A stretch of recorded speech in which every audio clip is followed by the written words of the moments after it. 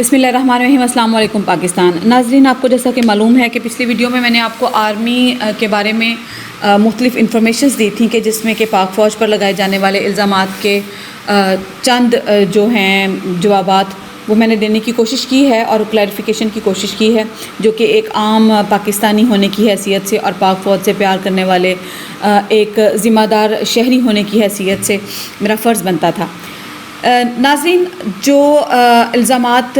کی فہرست ہے یہ خاصی طویل ہے، اور ان الزامات میں جو ہے وہ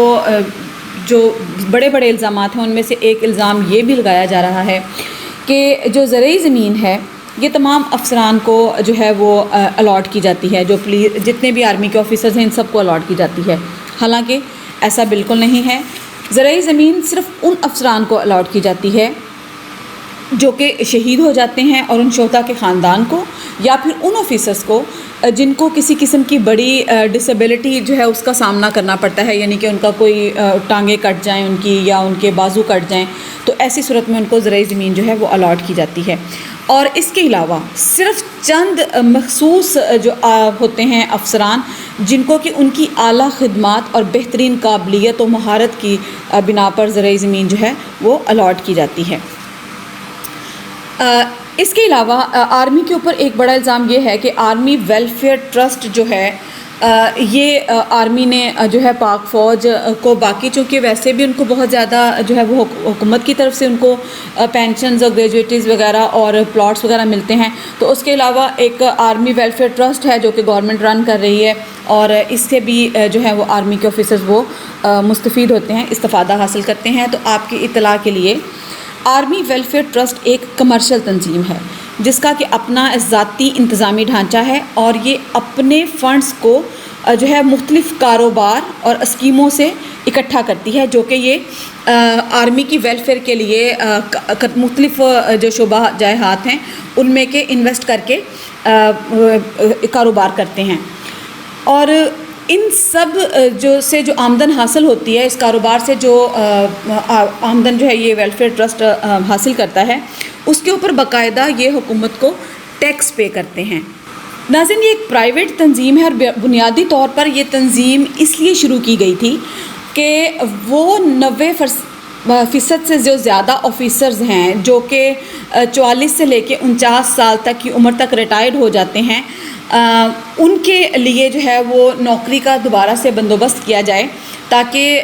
ان کی خدمات جو ہیں وہ ملک کے اہم شعبوں میں ان سے استفادہ حاصل کیا جا سکے، اور اس کے لیے بھی صرف 3 سال کے کانٹریکٹ پہ اوپر ان آرمی آفیسرز کو ہائر کیا جاتا ہے۔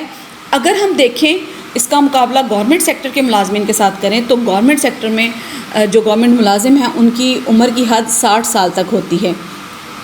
تو جسٹیفائی کرتا ہے کسی بھی طریقے سے یہ کہ آرمی آفیسرز کے لیے اگر یہ ایک ویلفیئر ٹرسٹ ہے جو کہ جلدی ریٹائرڈ ہونے والے آفیسرز کو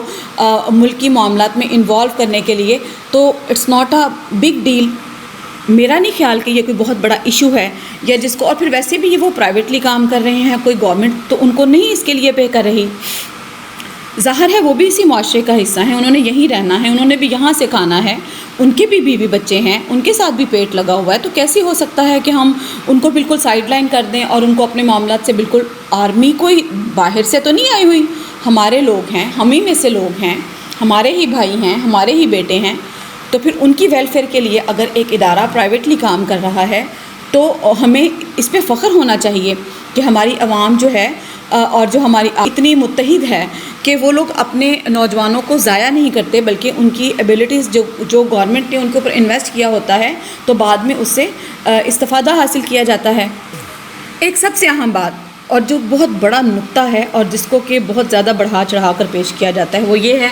کہ آرمی کے جو آفیسرز ہیں جی ان کا تو لیونگ سٹائل ہی ڈیفرنٹ ہے، ان کا تو رہن سہن ہی مختلف ہے، ان کا بول چال کا انداز ہی مختلف ہے، اور وہ تو ریٹائرمنٹ کے بعد بھی ایسے لگتا ہے جیسے وہ عوام میں سے ہیں ہی نہیں، اور ان کا ایسے لگتا ہے جیسے وہ عام پاکستانی جو ہیں ان کے ساتھ ان کا کسی قسم کا کوئی کنیکشن ہی نہیں ہے۔ تو جناب یہ ایٹیٹیوڈ، یہ جو ان کا رہن سہن ہے، یہ جو ان کا بول چال کا انداز ہے، یہ ایسے ہی نہیں آ جاتا۔ آپ سب کو معلوم ہے کہ آرمی کے آفیسرز جو ہیں یا جتنے بھی آرمی مین ہیں، جب ان کی اپائنٹمنٹ کی جاتی ہے تو ان کو FSC کی بیس پر ایڈمیشن دیا جاتا ہے، اب کوئی بھی FSC کیا ہوا عام اسٹوڈنٹ آپ دیکھ لیں، وہ کبھی بھی اس طرح کی آؤٹ کلاس انداز میں جو ہے وہ اپنی لائف کو اسپینڈ نہیں کر سکتا۔ تو حقیقت کیا ہے؟ اس کا مفصل جواب یہ ہے کہ جب FA کی بیس کے اوپر ان آفیسرز کو ہائر کیا جاتا ہے، ان کو PMA میں ایڈمیشن ملتا ہے، تو 2 سال کی پاسنگ آؤٹ کے بعد نسٹ کی طرف سے ان کو بیچلرز کی ڈگری دی جاتی ہے۔ اس BS پروگرام کا دورانیہ 4 سال کا ہوتا ہے، جس میں کہ 2 سال کی پڑھائی پاکستان ملٹری اکیڈمی میں پوری کرتے ہیں اور باقی 2 سال کی PMA کے بعد ہوتی ہے۔ اسی طرح سے نسٹ جو ہے وہ انجینئرز کی ڈگری بھی ان آفیسرز کو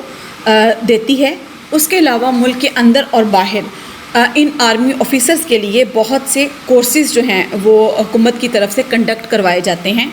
اور کچھ جو آفیسرز ہوتے ہیں وہ ماسٹر کی ڈگری بھی NDU سے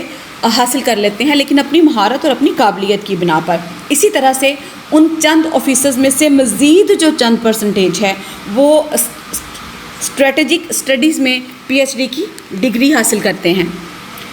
ورنہ صرف FA پاس کی طرح کے رکھ رکھاؤ کا مظاہرہ جو ہے وہ یہ آرمی آفیسر جو ہیں وہ تو کبھی اس طرح سے ہو ہی نہیں سکتا کہ آرمی آفیسر جو ہیں وہ اس طرح سے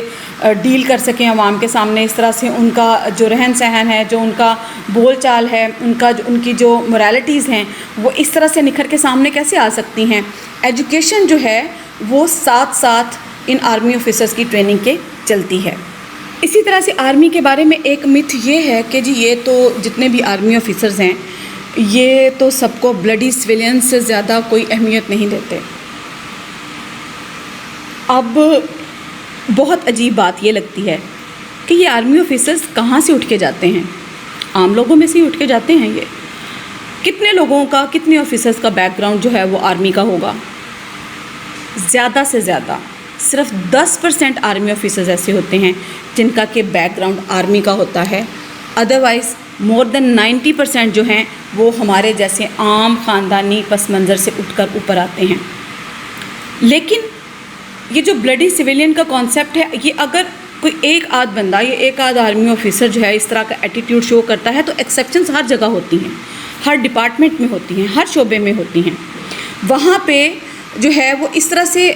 اریٹیشن جو ہے وہ عوام میں اس طرح سے پینک کریٹ نہیں کیا جاتا، لیکن چونکہ یہ پاک فوج کا معاملہ ہے تو اس لیے اس کو بہت بڑھا چڑھا کر پیش کیا جاتا ہے۔ آرمی میں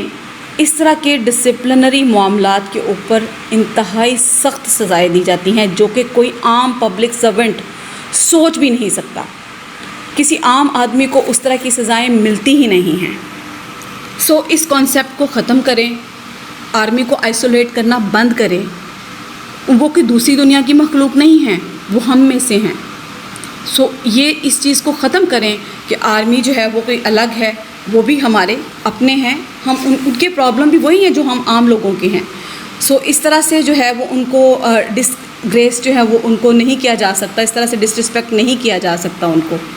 اب آ جاتے ہیں جی دفاعی بجٹ کی طرف، جو کہ سب سے بڑا الزام لگتا ہے کہ جی آرمی جو ہے وہ سارے کا سارا بجٹ جو ہے وہ چند جنرلز کے اوپر خرچ کر جاتی ہے، اور چند جنرلز جو ہیں وہ سارے کا سارا بجٹ ہڑپ کر جاتے ہیں۔ تو جناب دشمن جو ہے اس کی آنکھ میں آنکھ ملانے کے لیے آپ کو جن اکوپمنٹس کی، جن ہتھیاروں کی ضرورت ہوتی ہے وہ اسی دفاعی بجٹ میں سے جو ہے وہ حاصل کیا جاتا ہے۔ اسی بجٹ میں سے جہاز بنا رہی ہے آرمی، اسی بجٹ میں سے ٹینکس بنا رہی ہے آرمی، اسی بجٹ میں سے اپنا آرسنل تیار کر رہی ہے، اور اسی بجٹ سے وہ اپنے جو ہیں وہ نوجوان ان کو سرحدوں کے اوپر جو ہے وہ امداد فراہم کر رہی ہے، اور اسی بجٹ کو یوز کرتے ہوئے وہ لوگ پورے ملک میں جو ہیں وہ آفات کا مقابلہ کرتے ہیں۔ اگر آپ دیکھیں تو ہمارا دشمن جو ہے اس کا بجٹ، دفاعی بجٹ ہم سے 7 گنا زیادہ ہے، اور پوری دنیا میں سب سے زیادہ حیران کن بات یہ ہے کہ پر کیپٹا جو ہے بجٹ وہ ہماری آرمی کا سب سے کم ہے۔ اس کے باوجود ہم یہ کہتے ہیں کہ آرمی سب کچھ کھا گئی، آرمی نے یہ کر لیا، آرمی کا بجٹ اتنا زیادہ ہے۔ تو اللہ کے بندوں، یہ میزائلز کہاں سے بنتے ہیں؟ یہ ایٹم بام کہاں سے بن رہا ہے؟ یہ جو ہتھیار ہیں یہ کہاں سے بن رہے ہیں؟ یہ جو جہاز ہیں یہ کہاں سے بن رہے ہیں؟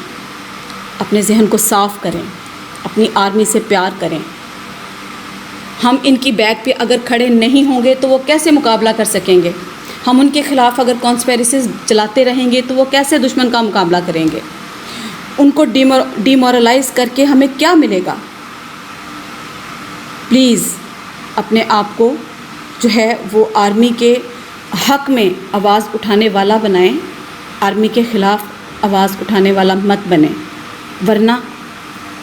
شام، عراق، لیبیا، افغانستان، اس کی مثالیں کوئی بہت زیادہ پرانی نہیں ہوئی.